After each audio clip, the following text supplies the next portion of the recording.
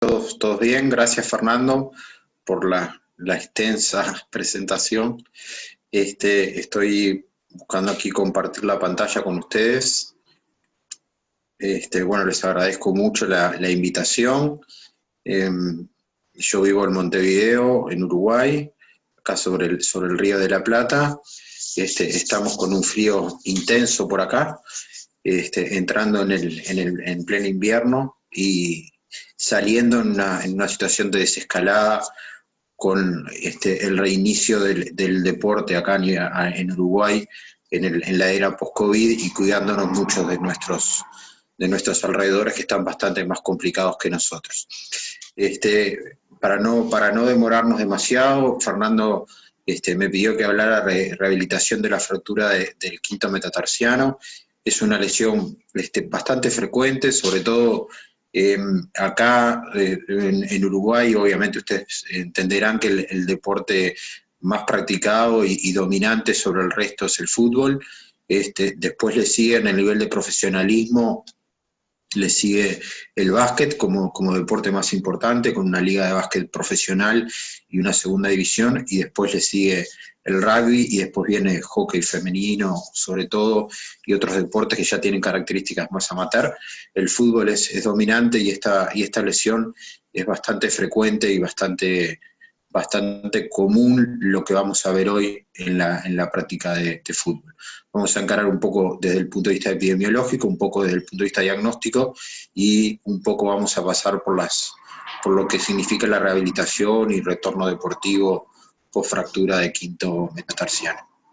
En cuanto a lo que estamos acostumbrados a ver de quinto metatarsiano, haciendo un poco como siempre el recuerdo anatómico, ¿no? El quinto metatarsiano, como todos sabemos, tiene allí a nivel de su tuberosidad la inserción del peroneo lateral corto y de la fascia, lo que genera diferentes espacios anatómicos en el quinto metatarsiano, y eso es lo que le da primero su debilidad frente a algunas situaciones biomecánicas generadoras muchas veces de las fracturas que luego veremos se denominan por avulsión o las fracturas de Jones, y lo que también tenemos es el déficit o la poca vascularización que tiene esa zona del quinto metatarsiano, lo que influye directamente en el pronóstico de la fractura, y sobre todo cuando hablamos de atletas y hablamos de deportistas de alto rendimiento, influye también en el método terapéutico a aplicar. Como ustedes verán,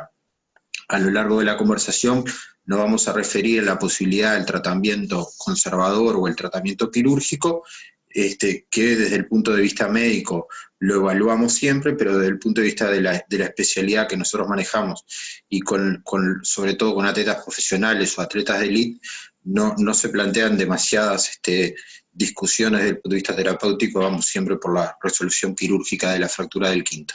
En cuanto a lo que tiene incidencia directamente con el diagnóstico, con el tratamiento, es esto, la inserción del peroneo lateral corto sobre la tuberosidad y la zona proximal del metatarso, con una distancia que generalmente no supera el 1,5 centímetros desde la tuberosidad, que aparecen las tres zonas, ¿no? La fractura por avulsión, o lo que diagnosticamos como fractura por avulsión, lo que vemos después como fractura de Jones, o lo que vemos después donde se ven las zonas de las fracturas por estrés o lesiones por estrés en la zona de la diáfisis del quinto.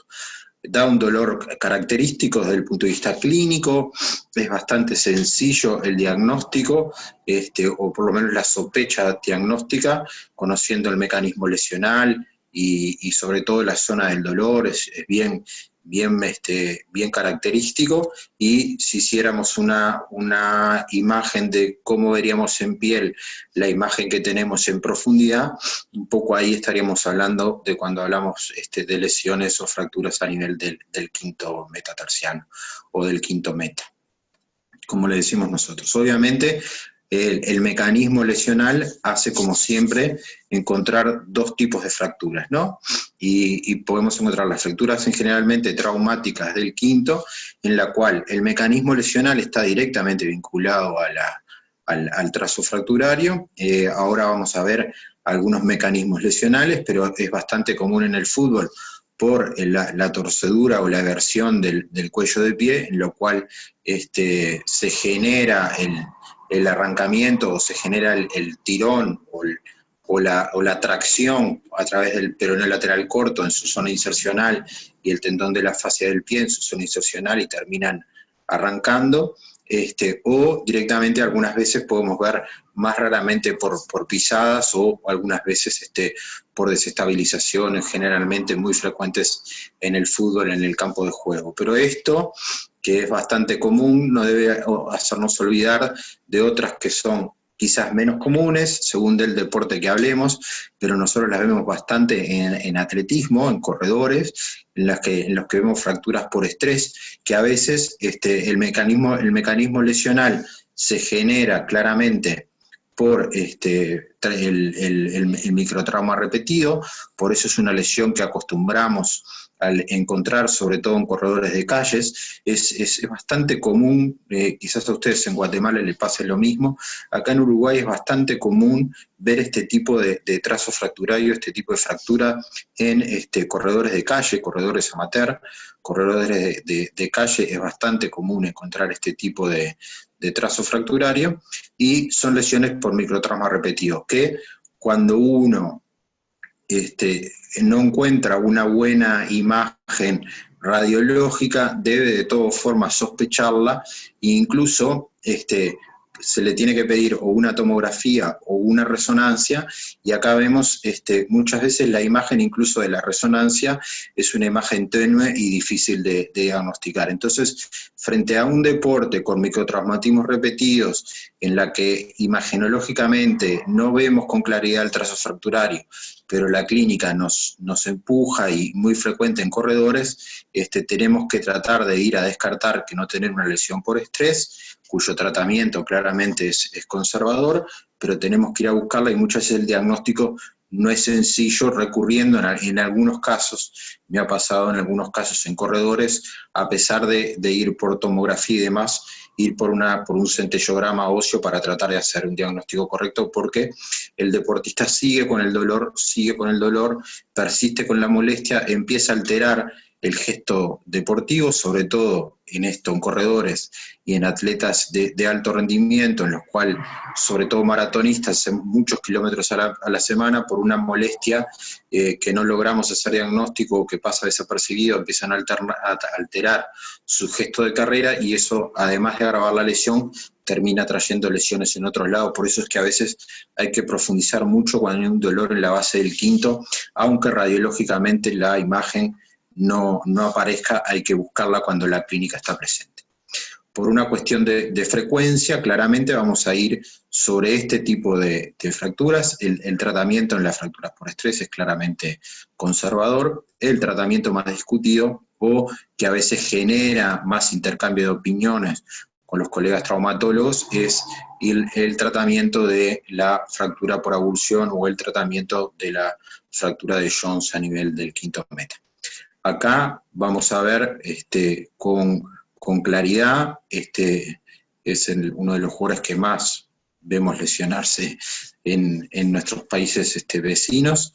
Aquí hay una lesión en la cual hay la fractura del quinto que tuvo Neymar hace un tiempo atrás, y que vemos claramente el mecanismo lesional. Es de uno de los mecanismos lesionales más comunes, con una clínica que puede variar. Ahí él se lo ve muy dolorido, ahí vemos atrás, es muy gracioso porque la gente queda más preocupada, la cámara se queda con Neymar por su lesión y abandona el juego, la gente deja de mirar el partido y lo mira a Neymar, los jugadores ya acostumbrados, los compañeros prácticamente no le dan demasiada importancia, acostumbrados a que se tire, y ahí cuando entra el médico vemos claramente que va a buscar la fractura del quinto meta cuando lo va a revisar. Allí vemos el médico, busca algo en cuello de pie y no lo encuentra, y claramente parece que se estuviera muriendo de dolor. Es bastante dolorosa, pero hay que tomar esto con la subjetividad que a veces tiene el componente del dolor.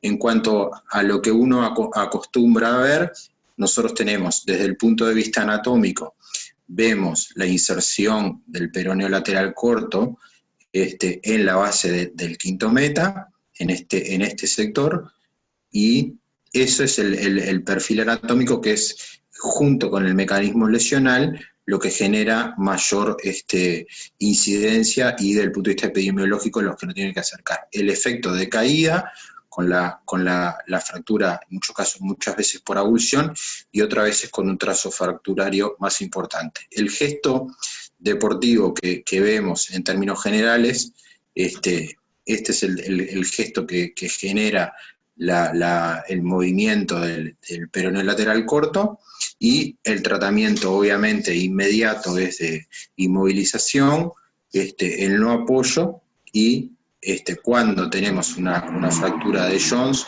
que es esta la que vemos claramente, desde el punto de vista del tratamiento en los deportistas de élite, vamos por una cirugía percutánea con una colocación de un tornillo rápidamente, y resolviendo el trazo fracturario con mucha rapidez, con una cirugía prácticamente ambulatoria, con una solución muy rápida del problema. Hace unos años atrás, para los que estamos ya un poco más veteranos, un poco más centrados en años, la fractura del quinto conllevaba puesto una bota de yeso, casi durante 4 a 6 semanas, con unos controles permanentes para ver cómo iba consolidando, y muchas veces iban a la pseudoartrosis, por trastornos de la consolidación.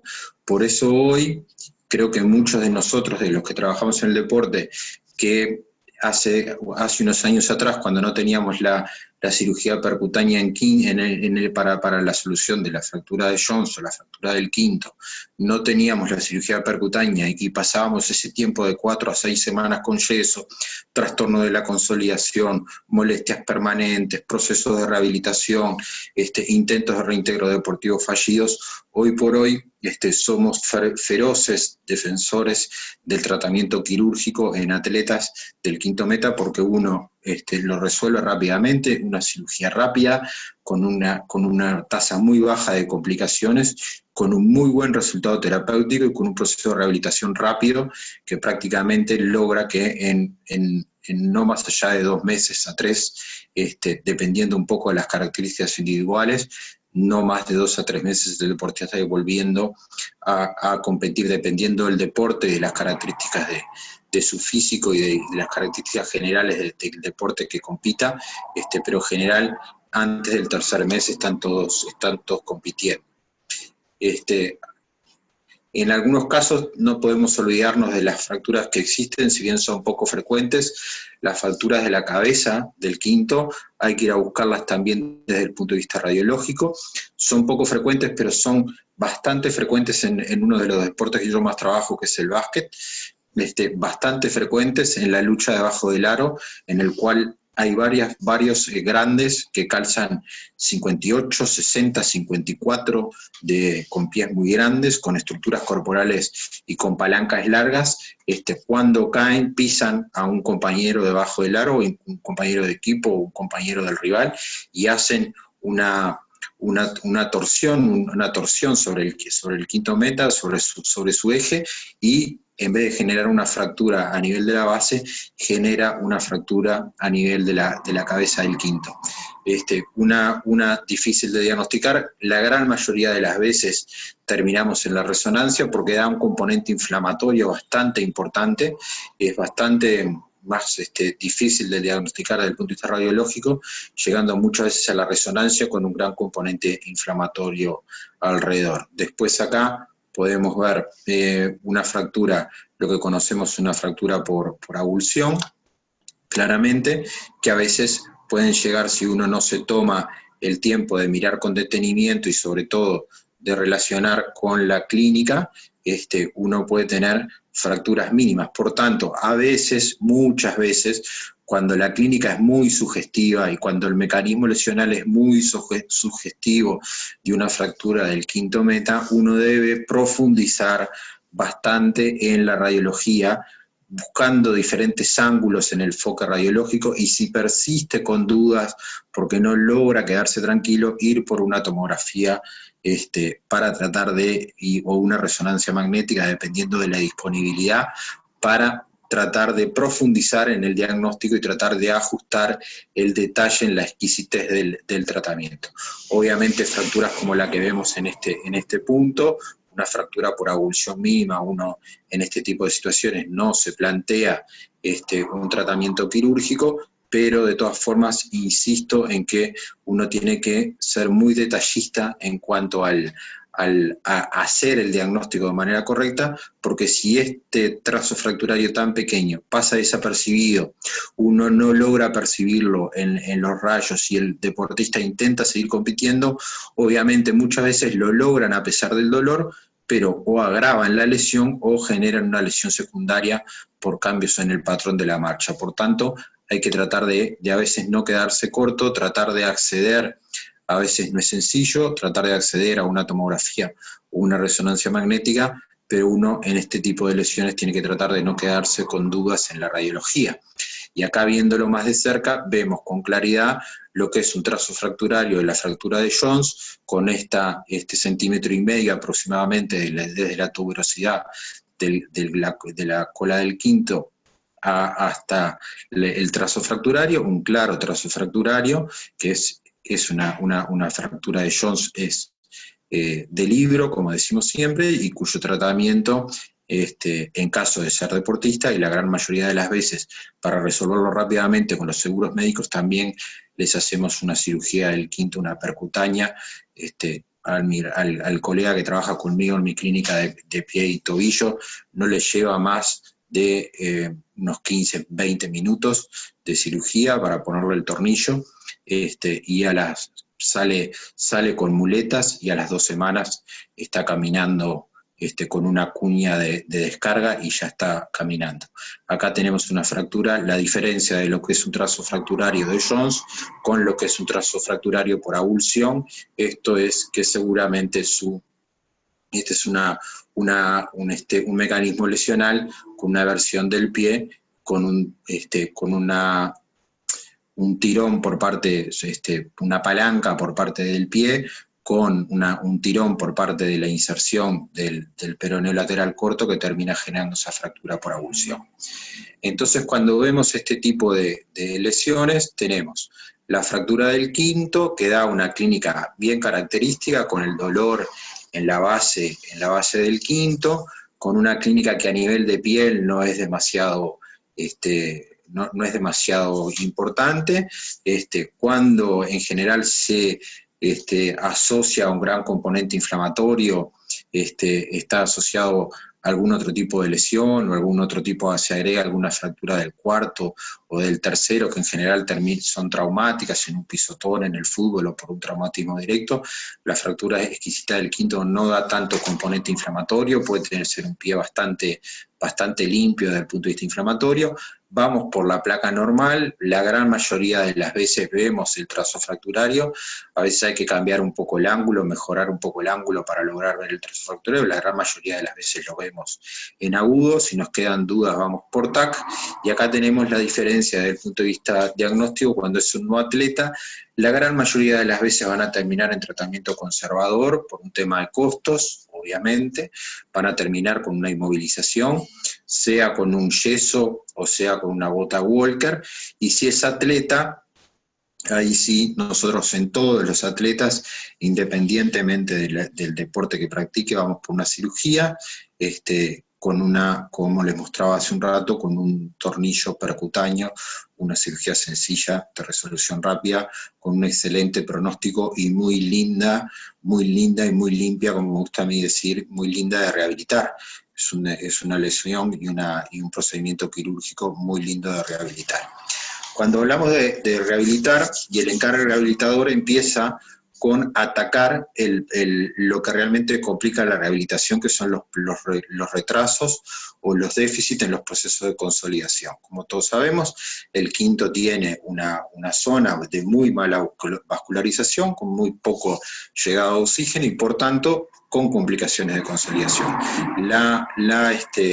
la complicación más frecuente o el problema que estamos más acostumbrados a encontrar en el tratamiento conservador es el trastorno de la consolidación con el camino de la pseudoartrosis, que lo terminamos operando en diferido y muchas veces para eliminar el dolor generado por la pseudoartrosis y retomar el patrón de marcha en un atleta o en un no atleta, retomar un patrón de marcha normal, vamos por una cirugía. En el caso de atletas no lo dudamos. Este trastorno de la consolidación lo utilizamos primero tomando una buena decisión desde el punto de vista terapéutico y segundo, colaborándolo desde el punto de vista fisioterápico o kinésico. Primero, le hacemos siempre terapia con vitamina D y calcio. Acá en Uruguay, si bien es un país bastante soleado y no tenemos problemas, en general, yo siempre les hago vitamina D y calcio.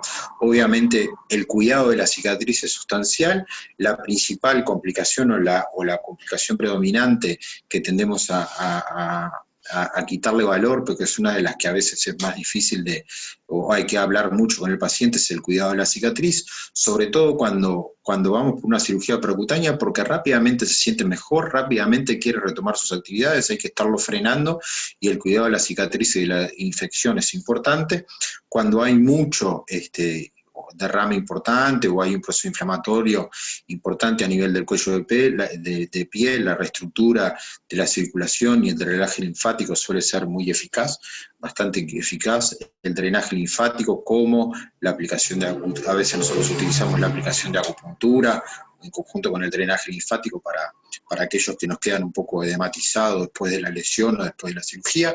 Es contados los casos que quedan con mucha inflamación, y si vamos por la terapia física, en lo cual, obviamente, cuando trabajamos en consolidación ósea y en un quinto en el cual la profundidad no es muy importante y por tanto podemos llegar claramente con magnetoterapia en túnel, llegamos en profundidad para favorecer la consolidación, y también le hacemos láser porque muchas veces no es una cirugía demasiado profunda y podemos actuar un poco con láser. Obviamente, en estos casos, si es un paciente en el cual nosotros aplicamos la cirugía, esto es fácil de resolver porque quedan con una Walker.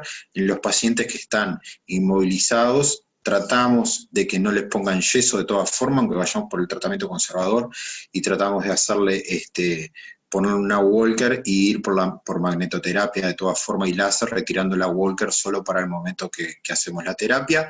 En los casos de los quirúrgicos, rápidamente comenzamos con electroestimulación de pantorrilla y con movilizaciones pasivas de pie. Esto empieza inmediatamente a las 48 horas, cuidando la herida, teniendo mucho cuidado con la higiene y con la transmisión, con el cuidado de la infección de la herida quirúrgica y el cuidado de la cicatrización. Vamos rápidamente por magnetoterapia, láser alrededor de la cicatriz con las medidas de higiene y correspondientes, y vamos por un trabajo de electroestimulación de la pantorrilla para tratar de perder el menor músculo posible, y movilizaciones pasivas sobre todo del cuello de pie y de primero, segundo, tercero y cuarto meta y todos los huesos del tarso para disminuir los tiempos de recuperación. Obviamente trabajamos sobre la flexibilidad muscular y los trastornos o los síndromes miofaciales que puedan aparecer en la pantorrilla, y a partir de a partir de la primera semana, segunda semana, ya empezamos a poner el pie en el piso, con una progresión, aumento progresivo de la carga, con mucho cuidado, con cargas parciales, y a los 10 días, 2 semanas, cuando la cicatriz quirúrgica lo permite y ya estamos en buenas condiciones, entran a la piscina, a trabajar en la piscina, tanto con cargas disminuidas, como para empezar a trabajar la movilidad completa del pie, el trabajo aeróbico, los trabajos musculares en el cuello de pie y en la pantorrilla. Lo importante es que en todo este proceso que nos lleva la cicatrización de la herida y empezar a aplicar cargas mayores en la zona quirúrgica, no inhibe de que el deportista esté entrenando otros sectores corporales o otros grupos musculares.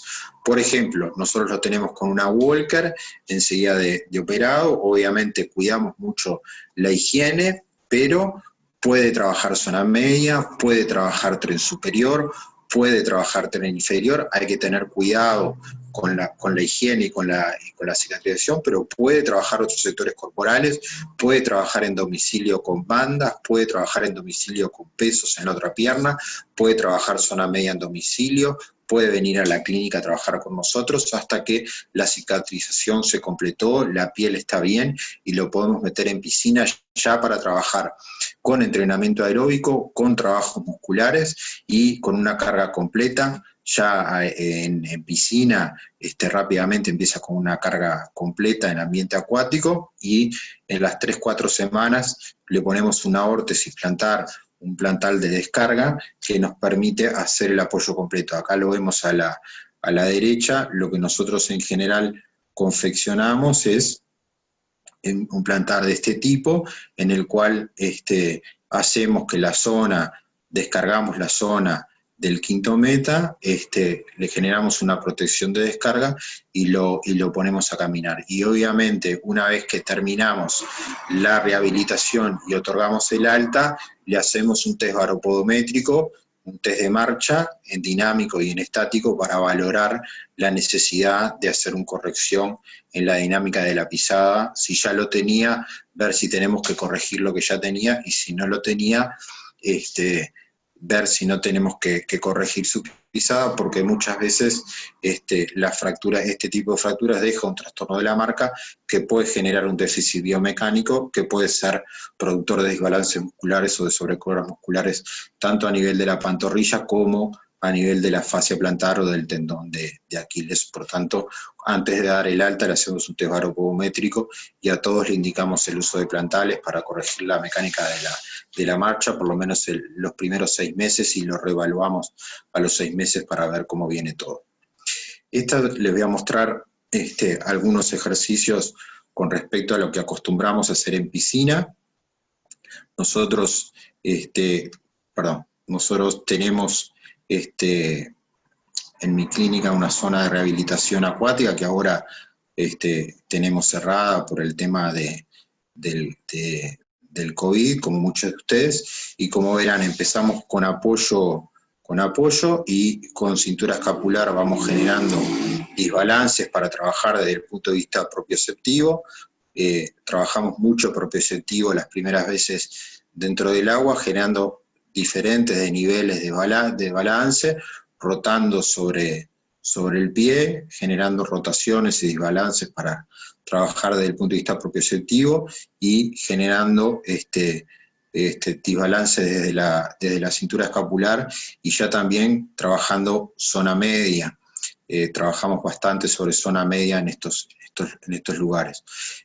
Como ven, primero trabajamos parado, generando bastante desbalance y generándole control motor, y después, a medida que vamos mejorando la marcha, empezamos a agregar algún otro tipo de ejercicios. Por ejemplo, empezamos a trabajar con bandas, ¿verdad? Empezamos a trabajar con bandas sobre la escalera, en este sentido, trabajando tanto con componentes excéntricos como concéntricos de la pantorrilla y del isquio y de toda la cadena posterior del miembro inferior. Trabajamos de esa forma, trabajamos de esta otra forma, acompañándonos con bandas. Nos ayudamos mucho con las bandas debajo del agua, tanto en la escalera como en algunos otros tipos de ejercicios de lateralidad. La banda y el medio acuático nos permite, por ejemplo, estar haciendo este tipo de trabajo en la pierna contralateral,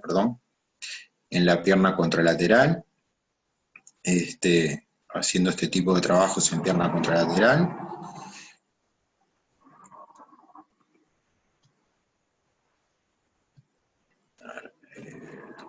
El video viene, perdón.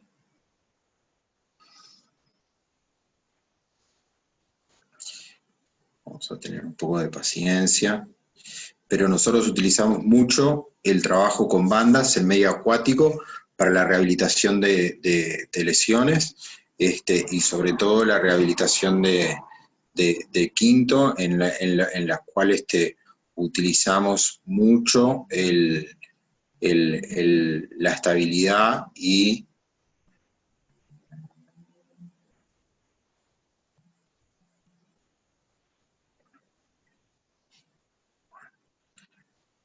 acá, y acá estamos volviendo. Perdón.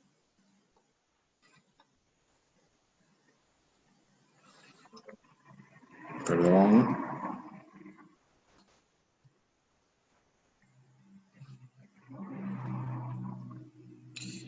Vamos ahí. Aquí estamos. Y lo que yo les contaba es el trabajo con bandas. Acá trabajamos en el pie contralateral, en excéntrico y en concéntrico, tratando ya de, en la medida que vamos aprovechando que podemos hacer la descarga, vamos también trabajando los otros grupos musculares, que es lo que nos permite la piscina, y acá vamos trabajando sumergido, vamos trabajando ya la fuerza en el cuello de pie, trabajamos propioceptivo, trabajamos estabilidad, trabajamos fuerza de pantorrilla, trabajamos fuerza de cadena posterior, todo esto prácticamente con una descarga, un apoyo casi completo en medio acuático, es la facilidad que nos permite trabajar en esto y con bandas para después pasar a etapas más importantes que tienen que ver con algún ejercicio de salto, arranques acá, ya vamos haciendo como si fueran saltos, la traslación en medio acuático de lo que es un salto, una propulsión, una salida, para ir trabajando salida, y después ya vamos agregando skipping, alto, salida de frente, salida de frente, salida de espalda, y después ya vamos sobre talón punta, dinámica de marcha. Ustedes los trabajarán también esto desde el punto de vista de rehabilitación, gesto de dinámica de marcha, primero medio acuático para después hacer la transferencia afuera del agua, talón punta, para recuperar el gesto deportivo de la dinámica de marcha, y ya después en una quinta semana, cuarta semana, dependiendo de la evolución, cuarta, quinta semana, ya en el agua estamos haciendo este tipo de ejercicio después de una cirugía percutánea, con skipping, dinámica de carrera, sin mayores problemas, con excelente tolerancia la gran mayoría de las veces. Empezamos a trabajar salto, lateralidad y todo lo que tiene que ver con el gesto de la carrera. Y así vamos avanzando de a poco y paulatinamente en las diferentes fases de prepararnos para el retorno deportivo. Empezamos a hacer lateralidad, sentadillas, y vamos transfiriendo desde el agua, salto con caída unipodal, salto con caída bipodal, skipping alto, skipping bajo, con caída unipodal o bipodal, trabajos de saltabilidad, de propiocepción, todos saltos que vamos haciendo, que nos permite la cirugía percutánea instalar de manera precoz, nos permite un tratamiento exitoso, un retorno deportivo más precoz y una rehabilitación mucho más exitosa. Después que hacemos todo este pasaje por medio acuático, transferimos lo del medio acuático a el área de gimnasio, en lo cual vamos cambiando de superficie y vamos trabajando mucho la propiocepción. No se confíen, andan muy bien en el agua, pero cuando salen del agua muchas veces hay que ayudarlos con algún elemento, como lleva este jugador aquí que está con un bastoncito, por si tiene episodio de inestabilidad, le vamos cambiando los planos de inestabilidad. También tenemos acá, como ven acá atrás, los mini tramp para trabajar en mini tramp y demás. Y después, por último, los ponemos en la isoquinética, la máquina isoquinética, para terminar de trabajar la fuerza de pie, la anteversión, en la versión del pie e inversión del pie, donde algunos de ustedes la conocerán, y nosotros tenemos la suerte de tener una en la clínica, y todos los toques finales de rehabilitación, tanto de rodilla, de hombro, como de pie, también lo terminamos de medir y lo terminamos de ajustar con un método objetivo y muy, que nos da una exactitud como para dar el alta, como es la máquina isokinética. Por lo general, a la sexta semana están con impacto bajo agua, entre la cuarta, quinta, sexta semana ya están con impacto bajo agua, y según cómo evolucionen vamos a ir transfiriendo lo que hacemos en la piscina, haciendo fuera de piscina. Lo último que introducimos son los cambios de dirección.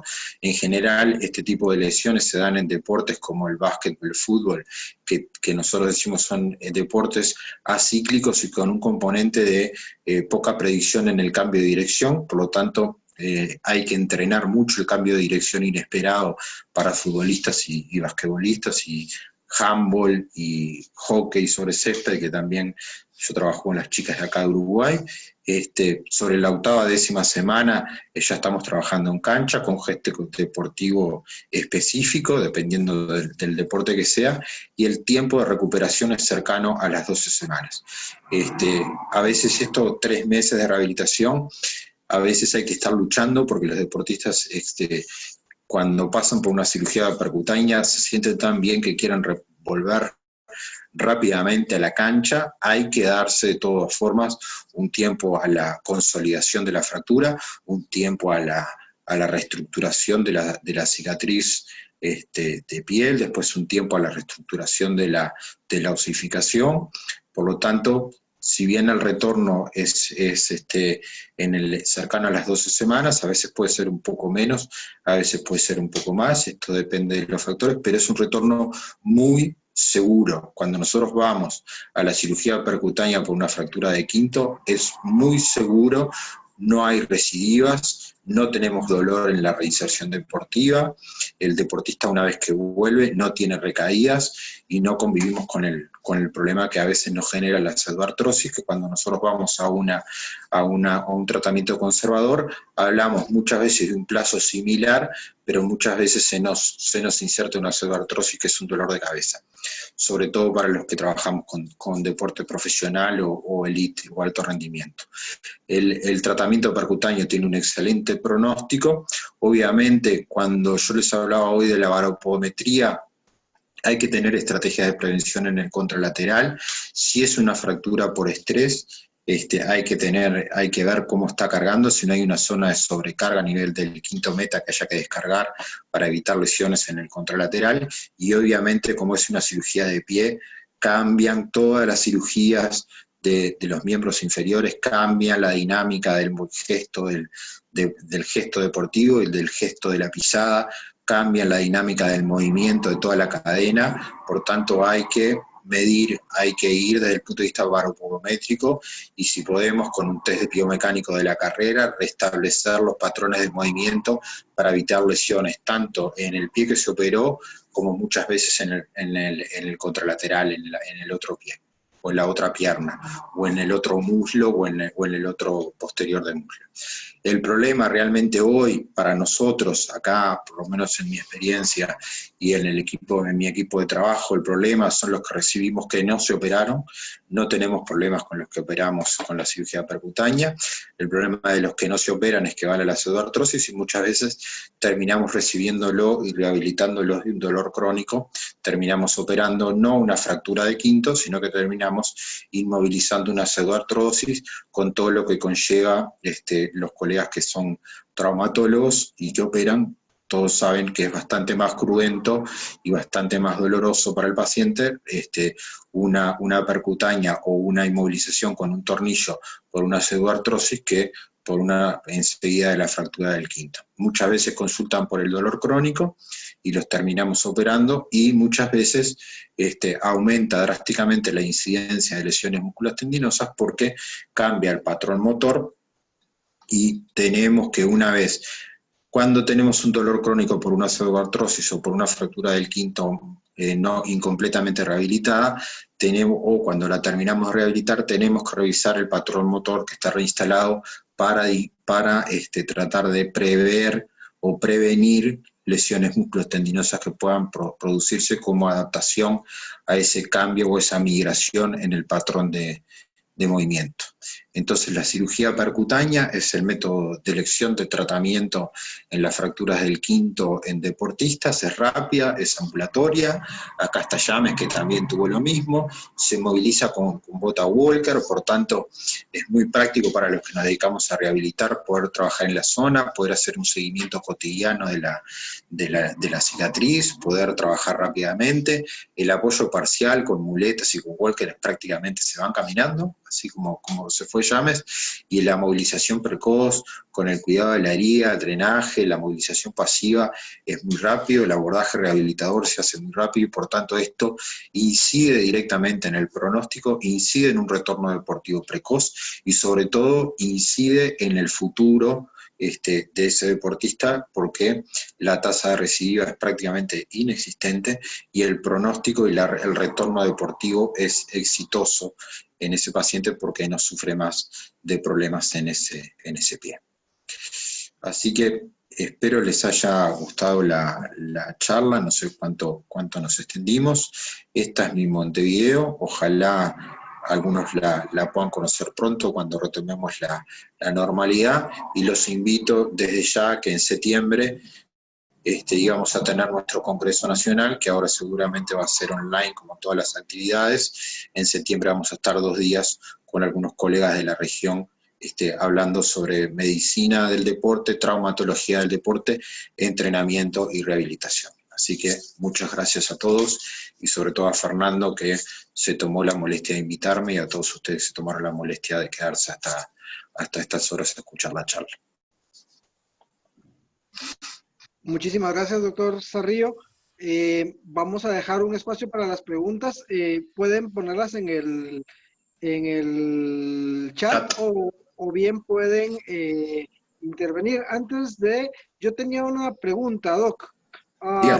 En teoría, cuando ponemos materiales de síntesis, tornillos, placas y cualquier cosa que sea más rígida que el hueso, y tenemos alguna persona que realiza una actividad de alto impacto, supuestamente el material, como es más rígido, puede aumentar el riesgo de fracturas en el vértice del material, en este caso en la punta del tornillo. ¿Ustedes retiran el material o lo dejan ahí? No, no, lo dejamos. Y lo que hacemos es corregir la pisada para disminuir las presiones. O sea, hacemos testeos aeropodométricos. Durante el primer año yo le hago inmediatamente del alta deportiva, le hago un control a los 3 meses, a los 6 meses y al año, para ver si hubo alguna migración en el patrón motor, y le busco mediante la elaboración de plantillas o de plantares, como le decimos nosotros acá, el disminuir carga sobre el quinto si tenemos carga sobre el quinto. Pero no lo retiramos, lo dejamos puesto, y tanto en basquetbolistas, que tenemos varios, como futbolistas, no hemos tenido mayores problemas. Sí, en las primeras experiencias nos dimos cuenta que lo que tú decís pasaba, y empezamos a establecer esto de controlar el patrón motor para disminuir la carga sobre el tornillo y sobre la lesión. Pero lo hacemos con métodos ortopédicos y de correcciones biomecánicas, no retirando el tornillo. Muchísimas gracias, doctor. Dejo el micrófono abierto por si alguno quiere hacer alguna pregunta. Hola Daniel, buenas noches, te habla Vinicio. Vinicio, querido, ¿cómo estás? Qué gusto verte. Gracias, un abrazo, mi hermano, y excelente charla.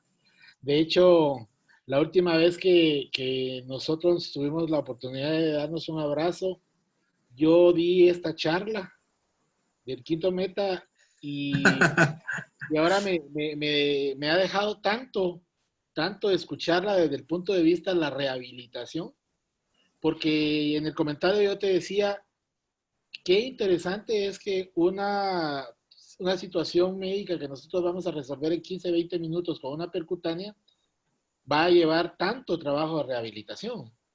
No en tiempo, sino que en la forma y calidad de la rehabilitación y la forma de volver al deporte. Porque aparte del básquetbol, en el fútbol se presenta mucho la fractura de la base del quinto, que es diferente a la fractura avulsiva de Jones. En ciertos aspectos, y uno de los aspectos es la parte de la nutrición que hay en esa área, que es muy, muy pobre, y se pierde esa nutrición. Una incidencia alta, como bien lo decías, va a pseudoartrosis. Ahora una pregunta que te quiero hacer es, ¿cómo hace el futbolista para regresar si al modificarle ese tipo de soporte que les tengan que modificar en el calzado? Porque recordamos, no sé cómo le dicen ustedes, el doctor Argemis que nos tuvo la charla el otro día nos decía, nosotros a la parte baja de los zapatos de fútbol le decimos tacos, tachos, no sé, creo que le dicen ustedes. Nosotros le decimos tapones. A los tapones. Entonces, yo hago mucha énfasis en eso porque la distancia que hay entre los tapones del antepié y el tapón que está ya básicamente en la base del talón, a veces esa distancia forma un arco. Y ese arqueamiento al momento también de estar haciendo el soporte de peso hacia abajo, hace que el quinto meta, que es un poco curvo, haga el efecto de puente. Y eso ¿cómo hacen para corregir que al momento de correr y al momento de saltar sobre este tipo de calzado disminuya el impacto? Y un abrazo. Bueno, un gusto verte, Vinicio, un placer escucharte y ojalá nos podamos ver pronto y abrazarnos pronto y compartir, que es lo más lindo de los congresos, es cuando uno se encuentra con los amigos. Nos damos cuenta ahora que estamos con tanto virtual, lo lindo que es charlar de esto tomando un café y lo diferente que es, por más que no vemos, lo lindo que es tomar un café juntos y sentarnos en una mesa a discutir estos temas. Sí, como tú decís, el calzado deportivo, que nosotros acá le decimos zapato de fútbol, y en una época ciertos tipos de modelos deportivos que venían, aumentaron bastante la incidencia de fracturas del quinto, mezcladas también con características del terreno. Ahora en Uruguay las canchas han mejorado bastante, pero eran bastante duras en una etapa, y ahí teníamos una incidencia bastante alta. De todas formas, nosotros estudiamos el patrón de marcha del deportista. Prácticamente te diría que de manera, en todos los deportistas que pasan por la clínica le hacemos valoración del test de la pisada y ajustamos. Elaboramos una plantilla a medida que va dentro del calzado deportivo, y muchas veces hay deportistas que les recomendamos el cambiar de tipo de calzado justamente por la zona en donde impactan los tapones, como le decimos acá. Incluso hay mucho deportista usado, no sé si allá ustedes también lo tienen, que es el tampón mixto o el calzado mixto, que tiene algunos tapones fijos y otros tapones que se pueden cambiar. También lo podemos hacer acá cambiando la posición de algún tapón para disminuir las tensiones, y la elaboración de la plantilla que va dentro del calzado para tratar de disminuir cambiar la fuerza, digamos, la distribución de la fuerza en el arco del pie y tratando de mandar el eje del movimiento hacia el centro, sacándolo de la hiperpresión en el quinto, tratando de disminuir la incidencia. Obviamente, desde mi punto de vista, Vinicio, y por la experiencia que tenemos con el equipo mío de pie, cuando uno les pone un tornillo percutáneo, quedan firmes, quedan firmes. Tenemos más miedo vamos mucho sobre el cuidado del otro pie, porque quedan firmes. Pero de todas formas a todos les hacemos la corrección de biomecánica para tratar de disminuir la zona de hiperpresión en el quinto y evitar tanto la incidencia de la lesión como el sufrimiento del tornillo, de la zona donde se llevó adelante la cirugía. Gracias, doctor Cerrillo. Preguntan por acá, dice la pregunta textualmente, dice, ¿qué tan común es esta fractura en niños que se dedican al atletismo entrenando 4 veces por semana? Yo me quedaría solo con la primera, si se pudiera contestar ambas partes, ¿qué tan común es en niños esta fractura? Y tal vez ya completarlo con el atletismo, pero en su experiencia, ¿qué tanto se ve esto en niños? En niños, poco, la verdad, yo no recuerdo haber visto en niños. A mí acá entramos en la disquisición si los niños deben entrenar o no deben entrenar, y a partir de qué edad hablamos de niño, a partir de qué edad hablamos adolescente, cómo nos basamos en la edad cronológica para el entrenamiento y cómo nos basamos en la edad biológica, y esa es una gran discusión.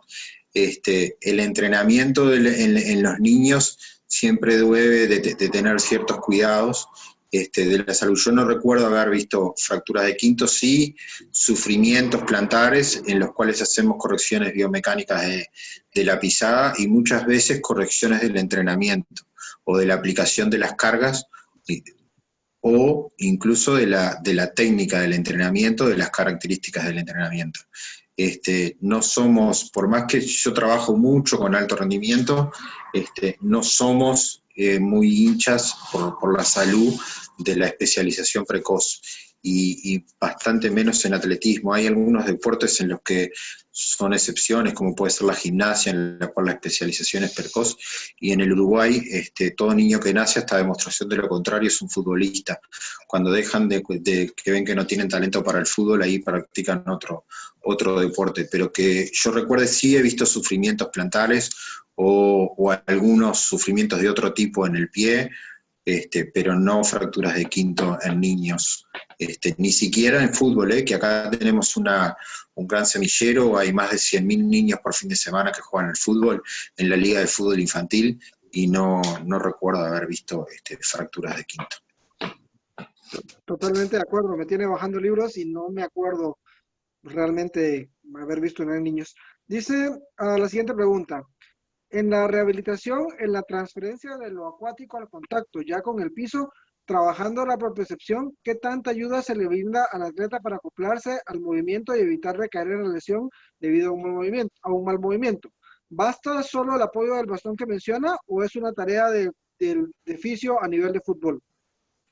No, nosotros, porque yo tomé distancia, o mi fisio tomó distancia porque estábamos ya en una fase final y lo dejamos solo, pero las primeras veces lo acompañamos permanentemente, le hacemos de apoyo, así como en algunos momentos estamos parados al lado de ellos para generar inestabilidad, por ejemplo, para trabajar sobre el BOSU y generamos estímulos de diferente tipo para trabajar en plataforma de inestabilidad. En estos casos, ya como yo mostraba en el video, en las fases finales tomamos distancia, pero en general las primeras fases estamos cerca, primero para acompañarlo y transmitirle confianza, y segundo porque muchas veces no logran las primeras veces controlar mucho su estabilidad, y es bueno estar cerca siempre de los pacientes. A mí me gusta, comparto esa posición de tenerlos cerca, pero en el video, con fines de ver un poco lo que se hacía, tomé distancia, y a veces cuando ya avanzamos le vamos dando un palito, pero estamos al lado de ellos permanentemente, tanto adentro del agua como afuera del agua cuando hacemos la transferencia. No los dejamos solos hasta que estamos seguros de que su estabilidad es la adecuada. Ok, Juan Socop nos hace dos preguntas. La primera dice, si no se cuenta con un baropodómetro para detectar alguna anomalía de la carga del pie luego de la cirugía, ¿qué recomendación nos podría hacer para detectar este tipo de anomalías? Y luego nos pregunta sobre la movilidad pasiva postquirúrgica, ya que el rango de movimiento, pone él aquí que es relativamente pequeño, si se trabaja en rangos completos desde el inicio, o si se va dando movilidad pasiva para ir recuperando rangos gradualmente. En cuanto a la primera pregunta, obviamente que conozco la época, que soy de la época que no había estos estudios que nosotros hacemos ahora de tecnología aplicada al deporte, como le decimos, a los testeos baropométricos o de pisada, y lo que hacíamos era muchas veces indicábamos plantales o suplementos ortopédicos visualizando la pisada a través de un vidrio, visualizando la pisada de manera claramente observatoria. Hoy tenemos tecnología en algunos lugares que nos facilita mucho esto, pero en otra época lo hacíamos de la misma forma, y hoy, si no tienen acceso a una baropometría, con la visualización uno trata de estabilizar la carga del pie. Entre la visualización, la clínica y el relato del deportista es que uno trata de lograr el equilibrio de la pisada. Obviamente Hoy con tecnología aplicada mucho más fácil y mucho más exacto, pero visualizando y haciendo las correcciones y con sentido común también se puede establecer, como lo hacíamos hace 20 años atrás, establecer correcciones biomecánicas cuando la biomecánica recién empezaba a expresarse como área del estudio del movimiento en las ciencias del deporte y el ejercicio. Después, en cuanto a lo que hablábamos de movilización, lo que hacemos prácticamente rápidamente, diría, de las 48 horas inmediatas de la cirugía, es drenaje linfático si hay alguna acumulación de edema en la zona de la cirugía, y movilización pasiva, sobre todo del cuello de pie, del tarso, y progresiva, absolutamente progresiva, y un poco vivenciando las sensaciones del paciente, ¿no? Todos estos trabajos de terapias manuales, que seguramente los fisioterapeutas lo manejan bastante mejor que yo, son un trabajo con mucha empatía y con las sensaciones, en la cual uno tiene que estar muy conectado con su paciente para que él pueda transmitirle cuáles son las sensaciones que vive con respecto a la movilización. El sentido común hace de que las movilizaciones son progresivas, lentas, progresivas, y sobre todo acompañadas de ese diálogo permanente de cuál es la sensación del paciente. Por lo menos en esta etapa en la que damos movilización precoz. Después nos podemos meter en otro tipo de movilizaciones en las cuales uno puede a veces ser un poco más, como yo hablo con mi fisio, un poquito más agresivo en intentar mejorar un rango articular. Pero en este caso de la cirugía percutánea, la movilidad es muy, muy progresiva, muy lenta, empezando por cuello de pie y por el resto de los huesos del pie, antes de meterse en el quinto. ¿Ah? Antes de meternos en el quinto. Recién después de la segunda semana, cuando la cicatriz está ya bien, empezamos a movilizar muy lentamente, muy paulatinamente, la base del quinto o la zona donde se produjo la cirugía. Ok, gracias, doctor. Alguien me hacía una observación y tal vez solo voy a hacer el comentario para dejarlo claro, que si el tornillo era forzosamente algo permanente o si se podía quitar. Realmente el tornillo sí se puede quitar, pero el doctor Zarrillo nos estaba explicando que ellos en su protocolo no retiran el material. Cuando hablamos de quitar o de dejar o quitar tornillos, si ponen a 10 traumatólogos a discutir, se van a pasar 10 años discutiendo quién sí lo quita. Actualmente creo que es la de nunca acabar. Solo para dejarlo claro, sí se puede quitar, pero en el protocolo de ellos no lo retiran. No, Fernando, no. Yo trabajo en el equipo de la clínica, somos 12 médicos, de los cuales 9 son traumatólogos y 3 somos especialistas en medicina del deporte, y yo soy el que dirige la rehabilitación. El que toma la decisión de retirar o no retirar tornillos es el traumatólogo. Si él decide retirarlo, lo retira, y si decide no retirarlo, no lo retira. Es una decisión absoluta y totalmente traumatológica. Nosotros no lo retiramos en la cirugía percutánea de pie, no tenemos pautado el retiro del tornillo. Si eventualmente hubiera alguna situación que determinara que lo analizáramos, lo analiza, y es decisión del traumatólogo especialista en pie que trabaja conmigo, que es el doctor Julio López. Pero no lo tenemos como pauta el retiro del tornillo, lo dejamos quieto. No sé, Vinicio, si hace lo mismo o no, pero yo acá me guío estrictamente por la opinión de los traumatólogos. No, generalmente nosotros no quitamos el tornillo. Y es algo tan particular también porque al ser un tornillo canulado, nosotros ponemos un canulado, ponemos la guía y tratamos de poner un tornillo largo. Independientemente de que sea muy cerca a la articulación, tratamos de poner un tornillo largo para que no nos dé ese efecto de báscula. Entonces no retiro el tornillo. Eventualmente, Vinicio, lo que hacemos con mi equipo es, eventualmente, si se genera alguna situación específica, analizamos ese caso específico, pero nunca nos ha pasado que hayamos, en estos últimos 8 o 9 años que trabajamos con el mismo equipo de pie, nunca nos ha pasado que hayamos tenido que retirar un tornillo por algo y no lo tenemos pautado. Perfecto. No sé si hay alguna otra pregunta. Y realmente yo creo que, no sé si estoy de acuerdo en eso, los que son fanáticos de retirar el material son los gringos en Estados Unidos. Es donde chupan todo lo que ponen. No te escucho, Fernando. Perdón, deme un segundo. Sí.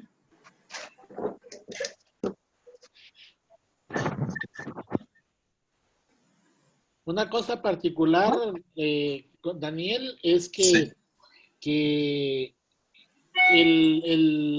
antes era un poco más complicado en nuestro medio por el intensificador de imágenes y por todo este tipo de circunstancias, pero ahora, como bien lo decías, es una cirugía ambulatoria, pero eso es muy importante que lo tomamos a consideración y también lo dijiste hace un momento, como es una cirugía relativamente rápida, el paciente sale con mucha seguridad.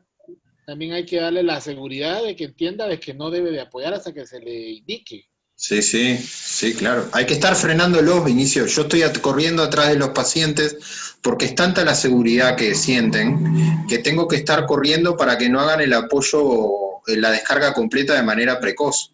O sea, hay que estar arriba de ellos, no como otras veces que los rehabilitadores, estamos como empujando para que el deportista o el paciente se rehabilite y avance, sino que en estos casos es tan bueno el resultado de la cirugía percutánea del quinto que tenemos que estar al contrario, frenándolo, y cuando trabajamos en agua se sienten tan cómodos trabajando en el agua, que rápidamente quiere transferir afuera del agua y hay que estar rezongándolos para que se vuelvan a poner la walker o para que hagan apoyo parcial fuera del agua y no transfieran rápidamente. Porque además si el apurarse, o sea, una cirugía exitosa depende también del proceso de rehabilitación. Entonces, el cirujano tiene la responsabilidad del que el tornillo, elegir el tornillo correcto, la técnica quirúrgica correcta y demás, y me transfiere a mí la responsabilidad y la confianza de llevar adelante los pasos pautados. Yo, con mis colegas, con mis amigos, más que colegas de la clínica, trabajamos de ojos cerrados, pero la realidad es que quedan muy bien. Y es tal cual dice Vinicio, hay que estar atrás del paciente para que no se apure a retornar rápidamente de tan bien que se siente después de una cirugía percutánea.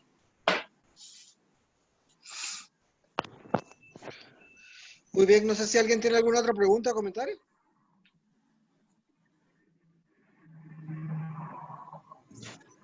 Bueno, si no, paso nuevamente a darle las gracias al doctor Daniel Cerrillo. Mucho gusto haberlo conocido. Muchas gracias por su plática. Realmente muy interesante el manejo del protocolo también llevado y sobre todo los resultados que definitivamente van a hablar por sí solos.